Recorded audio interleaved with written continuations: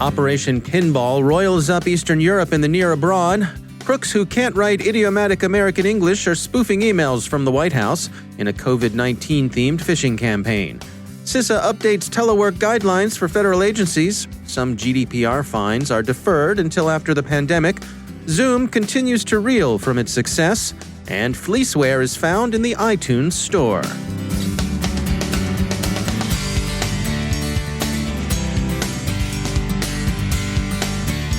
And now, a word from our sponsor, Threat Connect. Designed by analysts but built for the entire team, Threat Connect's intelligence-driven security operations platform is the only solution available today with intelligence, automation, analytics, and workflows in a single platform.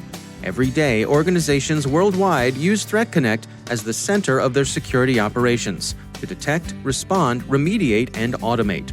With all of your knowledge in one place, enhanced by intelligence, enriched with analytics, driven by workflows, you'll dramatically improve the effectiveness of every member of the team.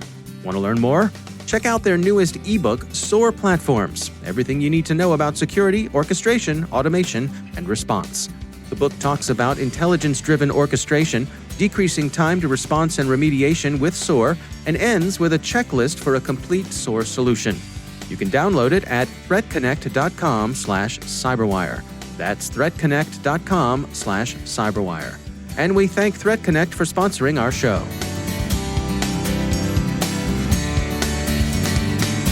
Funding for this CyberWire podcast is made possible in part by McAfee, security built natively in the cloud for the cloud, to protect the latest like containers, to empower your changemakers like developers, and to enable business accelerators like your teams. Cloud security that accelerates business. It's about time. Go to McAfee.com/time. From the CyberWire studios at Data Tribe, I'm Dave Bittner with your CyberWire summary for Thursday, April 9th, 2020. The threat intelligence specialists of Recorded Future's INSICT group have identified an ongoing disinformation campaign, Operation Pinball, probably of Russian origin, that seems to overlap the secondary infection campaign the Atlantic Council described earlier this year.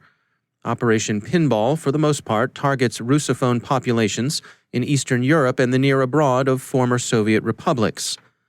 Two of its principal objectives appear to be undermining the government of Estonia with content that exploits fears connected with European migrant crises, and disrupting Georgia's growing relationship with NATO.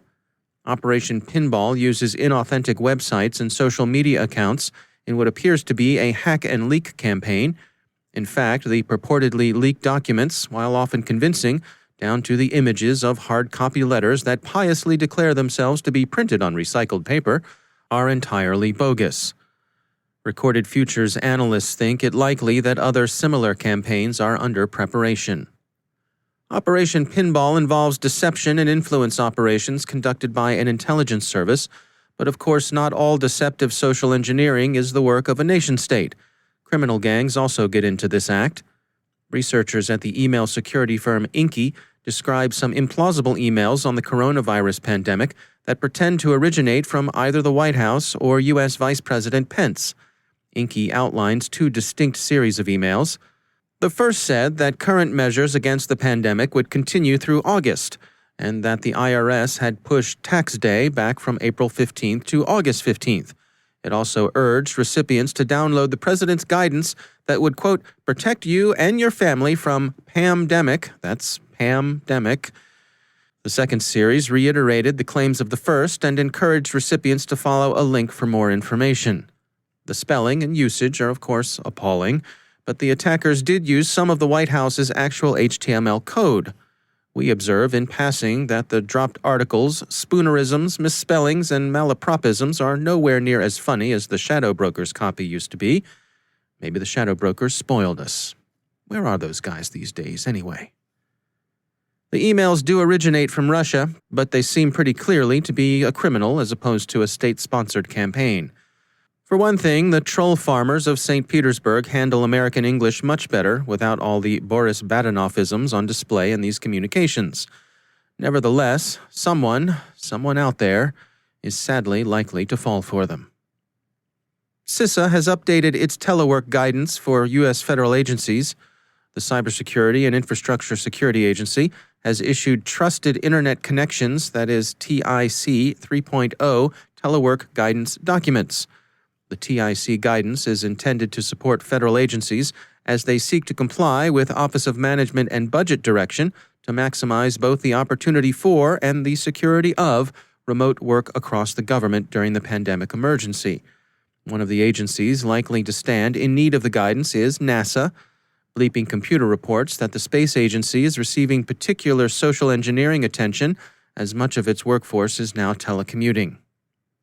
As we've noted, the global pandemic has prompted many phishing attackers to pivot to COVID-19 related lures. That's not all they're up to. There are a variety of ways the bad guys and gals are effectively getting around phishing defenses. Or Katz is principal lead security researcher at Akamai. So there are a variety of defenses out there. We can call it a multi-layered kind of defense. The first point is email gateways, where everybody are getting their emails, the organization gets email. Those emails can be inspected if there is something malicious in the content of the email, and therefore you can filter some of that malicious content out. That's the first line of defense. The second line of defense will be once those emails being transformed, or whether the phishing was actually propagated through other means, and you can see the phishing from the network point of view. Meaning, if you press a link for a malicious phishing website, once you press the link, there is actually an HTTP request to that given website, and you can track that in the level of the network and try to mitigate that kind of attack. The third layer of defense, as far as I see it, is actually related to education and awareness.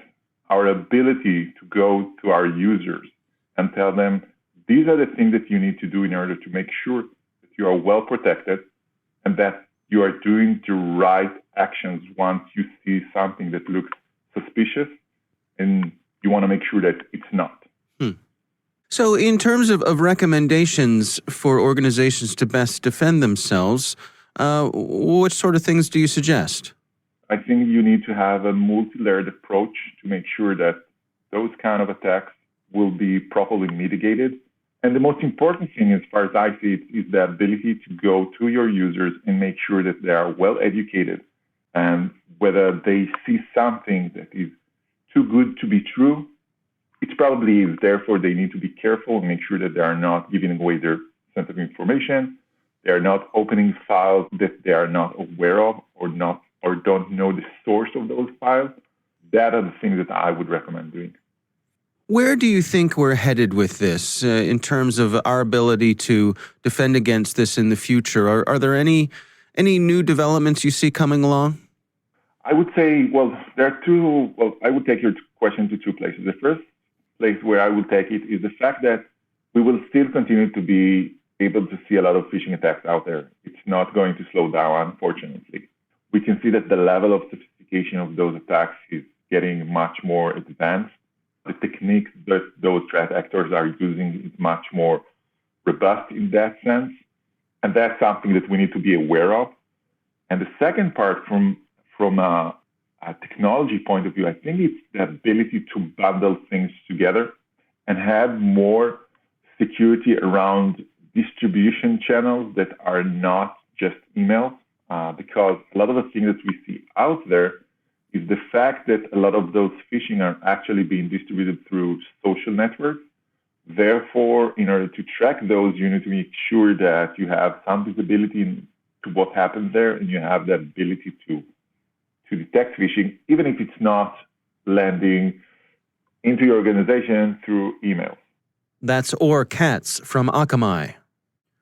SC Magazine says that the UK's Information Commissioner's Office is deferring the large fines for data breaches it imposed last year on British Airways and Marriott International. The extension recognizes the economic stress the COVID-19 pandemic has imposed, especially on the travel industry. It is a deferral and not forgiveness. The companies are expected eventually to pay up, and investigations of data breaches in violation of GDPR aren't being closed. Zoom continues to suffer from the Pyrrhic commercial triumph the company enjoyed when demand for its teleconferencing services exploded in February and March. It's fixed some security issues. Yahoo says Zoom has added a new security menu in its latest versions.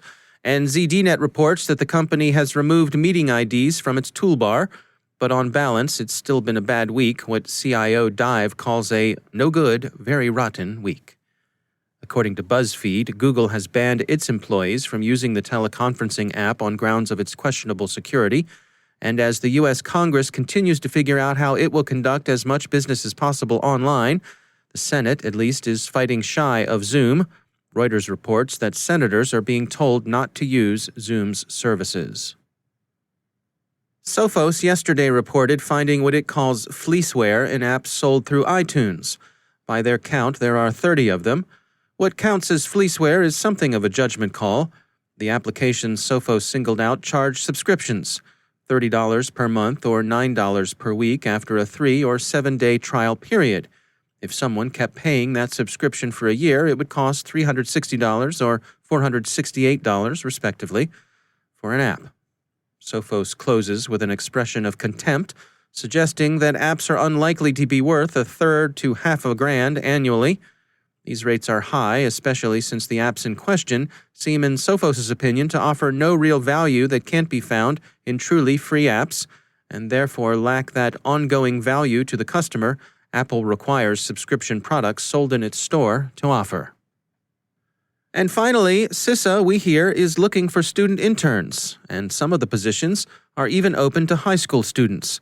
The application deadline is April 15th.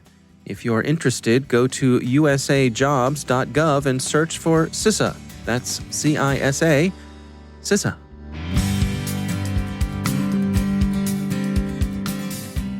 And now, a word from our sponsor, Black Cloak. Oh, come on, it's not like anybody actually needs this anymore. I mean, executives and their personal lives, they're doing great. They all have advanced malware detection on all their devices. They're using dual-factor authentication everywhere. Their home networks are rock-solid secure, and they never ever use a weak password. As for their families, little Luke and Leia and their significant other, well, they're pillars in the cybersecurity community. Right? You're right, I was dreaming there for a minute. The fact is, executives and their families are targets, and at home, they have no cybersecurity team to back them up. Instead of hacking the company with millions of dollars worth of cyber controls, hackers have turned their attention to the executive's home network and devices which have little to no protection. Black Cloak closes this gap in your company's protection. With their unique solution, the cybersecurity professionals of Black Cloak are able to protect your executives and their families from hacking, financial loss, and private exposure. Mitigate these risks that could lead to a corporate data breach or reputational loss. Protect your company by protecting your executives. To learn more and partner with Black Cloak, visit blackcloak.io. That's blackcloak.io. And we thank Black Cloak for sponsoring our show. And I'm pleased to be joined once again by Caleb Barlow. He is the CEO at Synergistech. Caleb, it's always great to have you back. We wanted to touch today on OODA loops and some thoughts you have there. What do you have for us today? Well, this brings up another one of my heroes, a guy named Colonel John Boyd, who was he was a fighter pilot, and he studied how do people make decisions in a crisis, in this case, in an aircraft, in a dogfight. And interestingly enough, this can be parlayed into cybersecurity and how we think about our decision-making during a crisis event, whether that's something like COVID-19 or a large cybersecurity event. All right, well, let's dig into some of the details here. What sort of things did you come up with? Well, I was trying to figure out when I was working in these large-scale cyber ranges, you would see executives just making really bad decisions, even in simulation, because they couldn't understand that they had to make a decision without having all the data. And at the time, I was working with a guy named Bruce Schneier, and who I'm sure a lot of your listeners know. And Bruce introduced me to this concept called an OODA loop. And it completely changed my perspective on how you make decisions in a crisis. And it's really simple. It stands for observe, orient, decide, and act. And it's a crisis decision-making methodology developed by Colonel John Boyd that recognizes the fact that you're up against a human adversary. And the idea is to think of this in a loop. You need to observe, orient, decide, act, and then rinse and repeat the whole process with new information. So, think about that fighter pilot that's trying to dodge a missile headed towards them. They observe the missile, they orient to where it is, they decide that, okay, it looks like I should go left. They go left, and they act, and then they go back around to reobserve, okay, where's the missile? Did that work? Did it miss me? No, it didn't work. What's my next action? Now, okay, that's in the case of a fighter pilot. But if we think about the same thing in terms of cybersecurity, we have to remember there's a human on the other end. They can observe what you're doing. They can orient to your defenses. They can jog around your decisions. And he who wins is the one that moves through their OODA loop the fastest. It's interesting. I have spoken to a lot of folks who have, done time in the military, and that is something I hear over and over again, that the appreciation that their time and their training in the military gave them the ability to make decisions without having all of the information. Exactly. So let's talk about a couple of the steps, right? So parlayed into cyber. If we think about what do you want to know in the observe stage, well, what can you learn from these unfolding events? Is there anything that may have changed in your environment? Are there anything you can learn from intel sources, OSINT, dark web, etc.? Is this normal behavior or anomalous behavior? And can you tell the difference? Are there parts of your environment that you don't have visibility to? But if you go through a few of those simple questions of the observe stage, then you go on to the orient stage, where you start to think about what can these intel sources tell you about events as they're unfolding? Are there operational realities that you must accept right now? For example, everybody's work from home because it happens to be in the middle of a global pandemic like we're in the middle of right now. Are there intel sources that can tell you something about your adversary? But then, and I love these two questions, what is the adversary's likely next move? And what is their likely worst course of action? Because as we now move to the decision phase, if you haven't thought of those two things, you don't have a good plan. Then, Dave, we get to deciding, what are the risks and the likelihood that this is going to work? What are your options?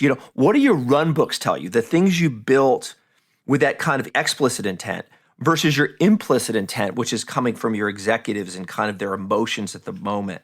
And do you have hypotheses? Can you test those hypotheses? And ultimately, this is the hard thing in a lot of organizations.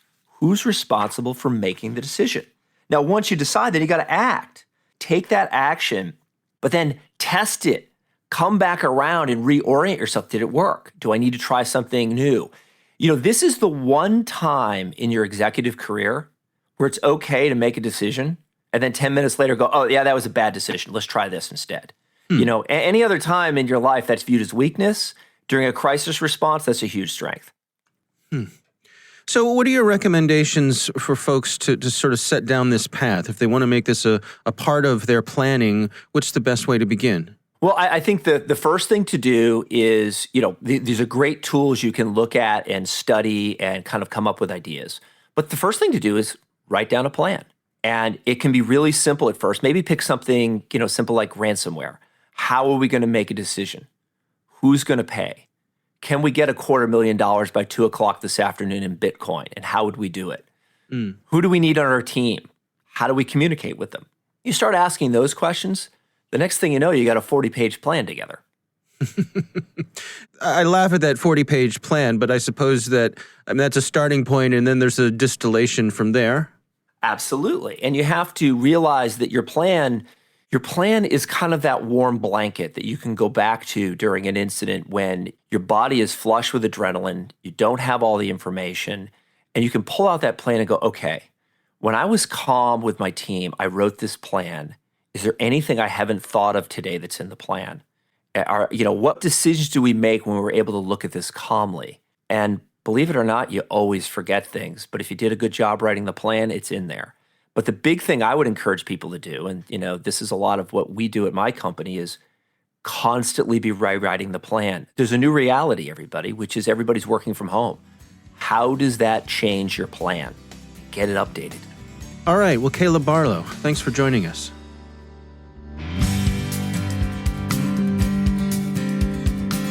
And that's the CyberWire. For links to all of today's stories, check out our daily briefing at thecyberwire.com.